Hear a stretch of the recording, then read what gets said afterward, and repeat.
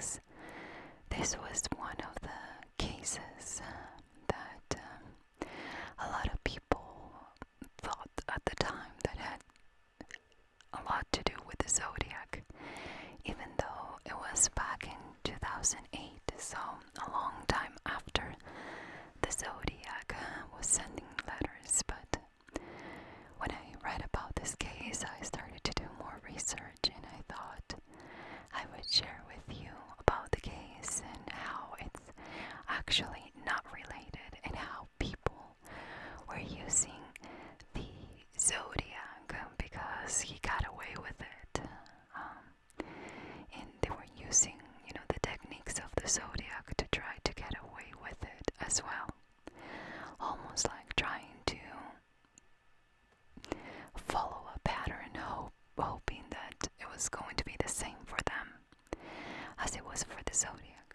However, that isn't the case for this one in particular, and that's why I wanted to share it with you guys.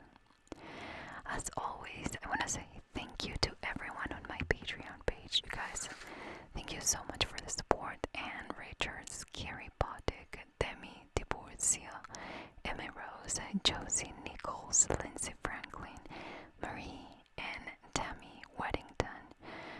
Thank you so much for the support, guys. And if you want to be part of my Patreon page, I will have a link in the comments down below, so you can watch a couple of videos that I have there as public, and they're exclusive to my Patreon page. As always, this is a true crime ASMR channel. If you do not understand why I'm whispering, I will be whispering from start to finish.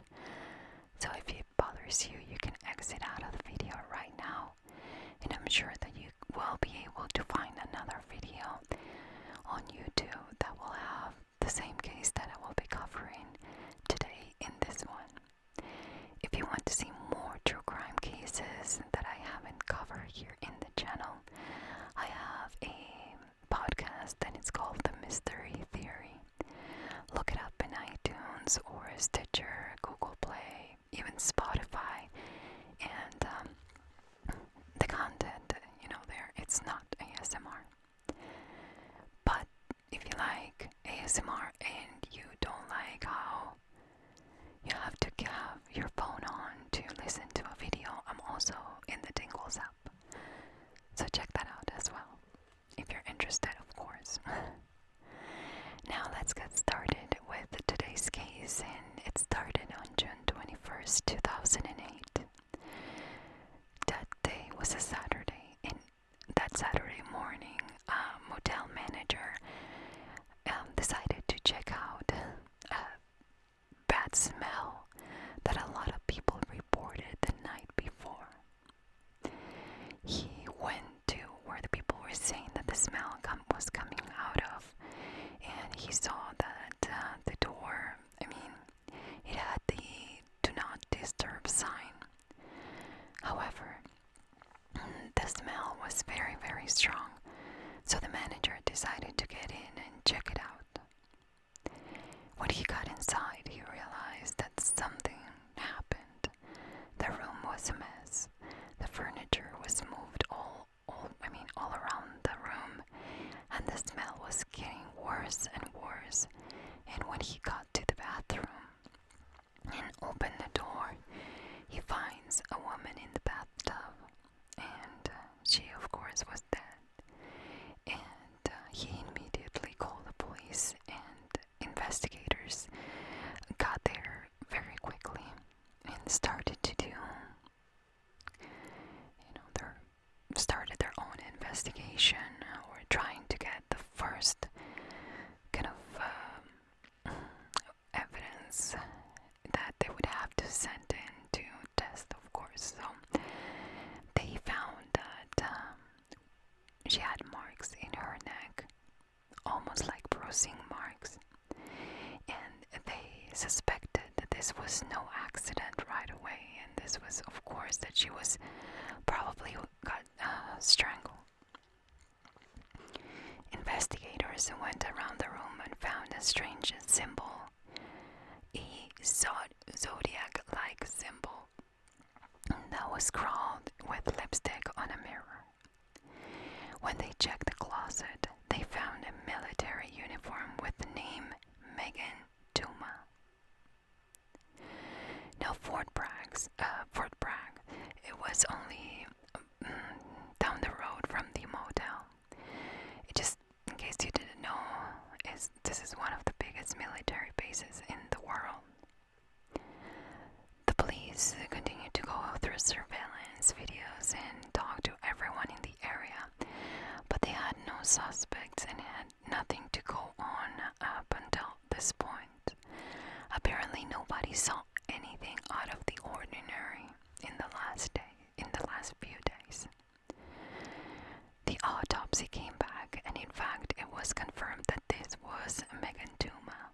They checked with her dental records, and seeing her uniform and doing a little bit more research about her, it was confirmed that it was Megan. She was sadly 7 months pregnant at the time, and you could tell that she was pregnant. I mean, 7 months pregnant, and the guy or the person that actually killed her knew that she was pregnant and didn't even care. The sad part about the autopsy is that it was not conclusive, which I'm going to explain what it means in this case, but they knew that she died most likely to asphyxiation, but they weren't sure if she was strangled or if she was drowned. The police needed more information about Megan, so they headed to Fort Bragg to get a schedule, or the last time that she showed up for work, and apparently they informed the police that she didn't check in since June 12th, and remember that her body was found on June 21st. Now the interesting thing about that is that she was never reported as absent without leave, which doesn't really make sense, because if you do not report for work there, that's what's going to happen within a few days. And Megan being a woman and being pregnant, it's kind of interesting or weird that she wasn't reported, and that could have given the information to the family, and maybe they could have check up on her, maybe, but they didn't. So now when they talk to her co-workers and people that she spent a lot of time with, they describe Megan as easygoing with a good sense of humor, and that they couldn't understand why would anybody would want to kill her and her baby too. Megan came from a military family. She was a former cheerleader and an avid runner, and she's been in the army since she graduated high school, so it's been 5 years. Now, Megan was the second case of a female soldier dying under suspicious circumstances, but police think there is no connection between them. I tried to find out why and how they figured that they were not connected, but there wasn't much that I could go on. But the police from the beginning, they thought that they were not related. Megan recently got to the States. I mean, she was stationed in Germany, and she specialized in dentistry. She requested a transfer to Fort Bragg, and she had to wait to get her space in the barracks, so that's why she was staying in the motel for a while. It was just temporary, and it was just because she moved in back to the States recently. Megan got also recently divorced, so the police immediately wanted to talk to the ex-husband, Touma. He told the police that he still loved her and that they were in good terms, but they decided to get a divorce because they were always far away from each other, and it just wasn't working. But they were in good terms. He was actually pretty upset that she wasn't reported as missing, and he seemed like he was worried, and that he was actually sad about this. So the police didn't think anything of this guy at this point. But the police also learned, and I'm not sure if they learned this from the ex-husband or from where, but apparently Megan recently broke army regulations by having an affair with a married soldier. He was 27 years old at the time, and his name was Sergeant Edgar Patino. Of course, he was questioned, but this guy, the interesting thing about this is that this guy was studying at Fort Bragg psychological warfare. Okay. Basically, how to confuse the enemy by lying and make people believe your lies. That is the short, but I'm sure it has a lot more into that, and I don't know, it's something that I definitely wouldn't be interested in, but I guess there's need to be people for each one of those things for even our own protection. So the police kind of knew at the time that he could use that technique that he was learning, or techniques that he was learning with the police. They checked everything that they could on the guy, but they just couldn't find anything either, so they let him go. When he was questioned by the police, he told them that the last day that he saw her was on June 13th, and that he spent the night with her, and then the following morning on the 13th. I remember he spent the night from the 12th to the 13th, and then he left in the morning. I mean, he spent the night and then left in the morning. Now also remember that the last day that she reported to work was on the 12th, which is the day that he said that he wanted to spend the night with her. And then 8 days later, after he left the motel, was when she was found. The police had their doubt about this guy, the lover, or Edgar. They think that he's hiding something, but they're not sure he did it at this point.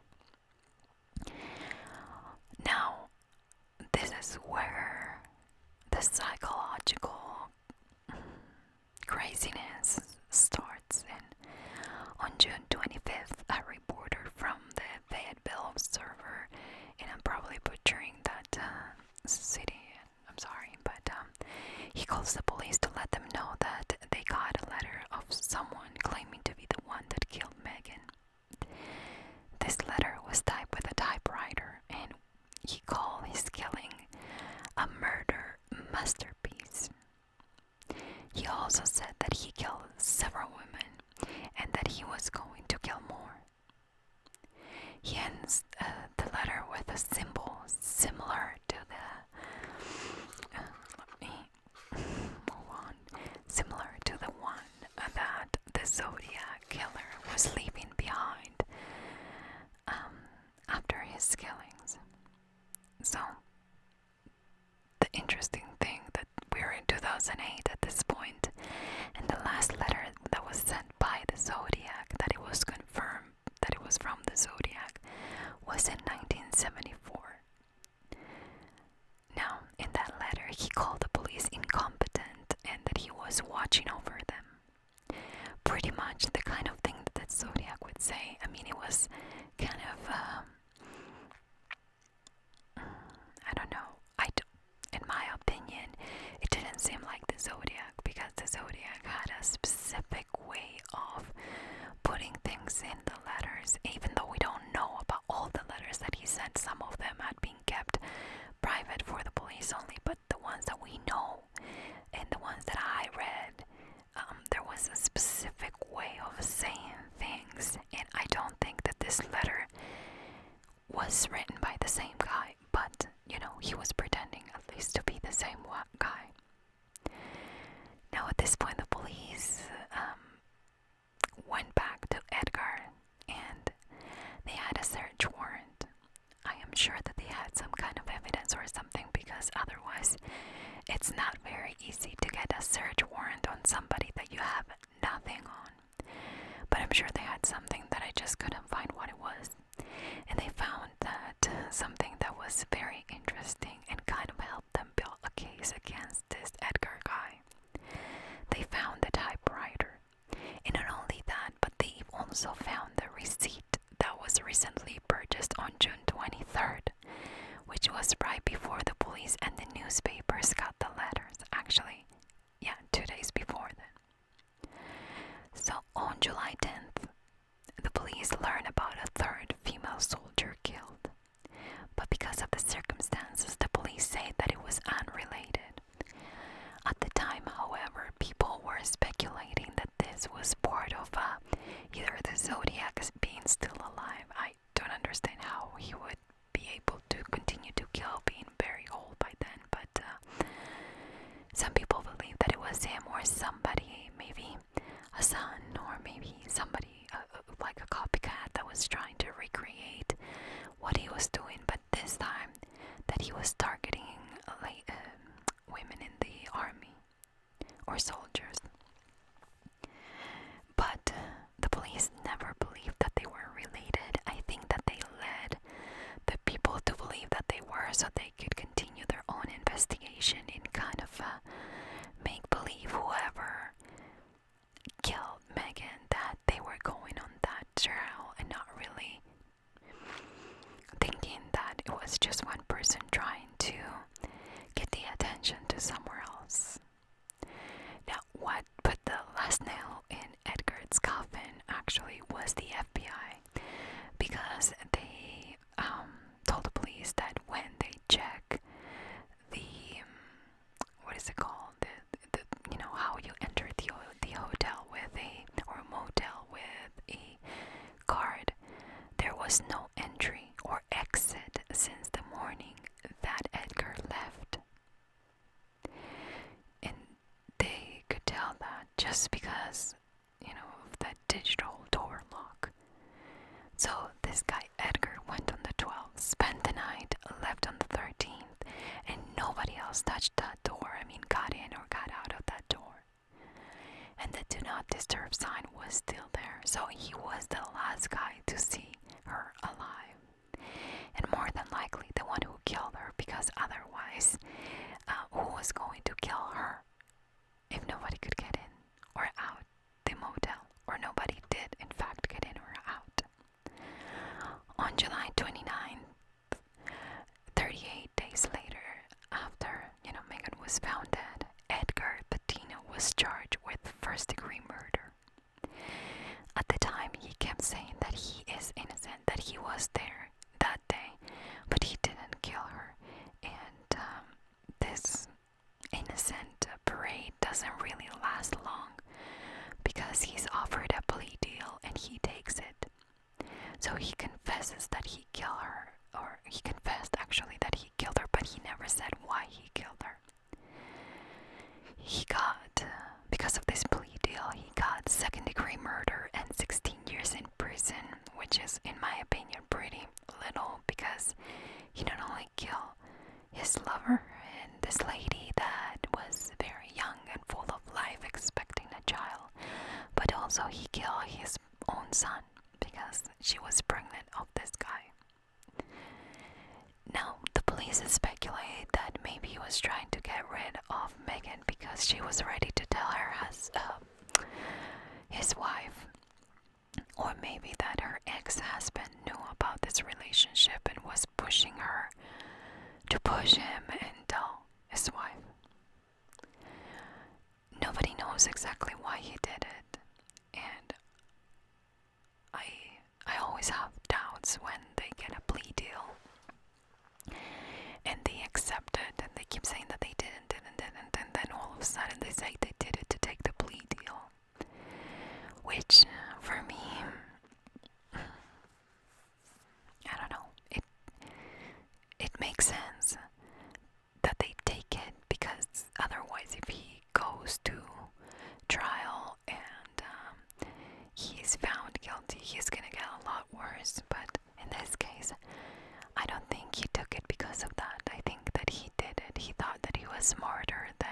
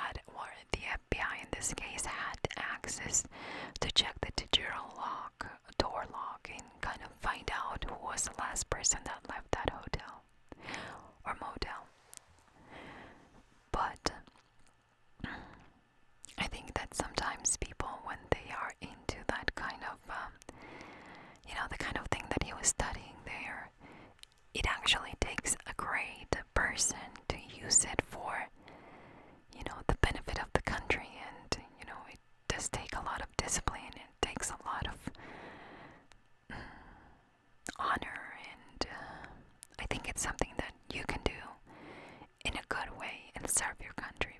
But at the same time, I feel like some people get into that kind of thing for the wrong reasons, just to get away with stuff. And I'm glad that in this case he didn't get away. That it didn't take, long for them to find out that they had more than enough to charge this guy with the death of Megan. Again, this is one of those cases that you look at it and you think, why? Why do you feel the need to do that? I mean, I understand that maybe if Megan said something to his wife, he was going to have a lot to explain to his wife. Maybe she was going to leave him, maybe she wouldn't. But think about it, what did he win by doing this? Now he'll have to carry with him the guilt. If he's not a psychopath, of course. But he's probably, if he's not a psychopath, he's gonna have to put up with the guilt of killing not only the mother of his child, but his child. And I don't know what that would do to you after a while. He didn't get to keep his wife because he's in jail. He didn't have a son or a daughter with Megan. And maybe he shouldn't have had an affair if he didn't want things to get out of control. I'm not judging if he was being unfaithful. I'm judging the fact that he thought that he could get away with this. That he was smarter than his wife and that she would never find out. And then maybe things got out of control and he just didn't know what to do. But when you don't know what to do, just tell the truth. Get over with it, because eventually everything is gonna come out. Now everything came out. What he did with her, how she was pregnant, how he killed her, and I don't know how he's looking today better than he would have looked if he told his wife about it. Again, I'm not judging people that have affairs. I think they're avoidable, but that's only me thinking that. I don't know other people's how they feel about it, but in this case, having an affair would have been something much, much better than being a murderer of a child and a woman and end up this way. Which, by the way, 16 years for this, I just can't believe that is what he got. It should have gotten a lot worse, in my opinion. This is one of those cases that you're trying to get something out of it, but you're like, what can I get out of this? Nothing. It was pointless to do this. Not this video, but what he did was pointless. You know what I mean? 100% avoidable. And so it kind of leaves me empty again. This is one of those cases that leaves me empty. Thinking about what if she survived? What if she was alive today? How old would her son be?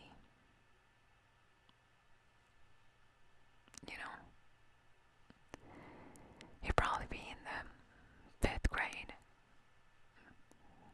Maybe she would have moved on with her life and somebody else. It's just kind of hard to think about the things that could have been, but they weren't, because of somebody's decision to take action and take the life of somebody else. It just can never make sense to anything in my mind, and I hope I never will, because that day I will have to worry about myself. But what do you think about this case, if you are still awake? I mean, does it leave you the same way? Like, what was the point of all this? At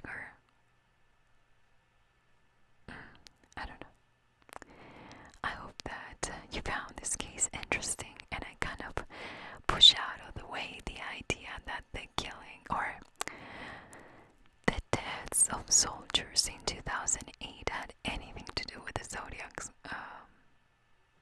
murders and stuff, because we now know that it had nothing to do with it. That it's more like an urban legend, and it's more like people trying to find a way to do whatever the heck they want and kind of pin it on somebody else. Thanks again for watching, guys, and I will see you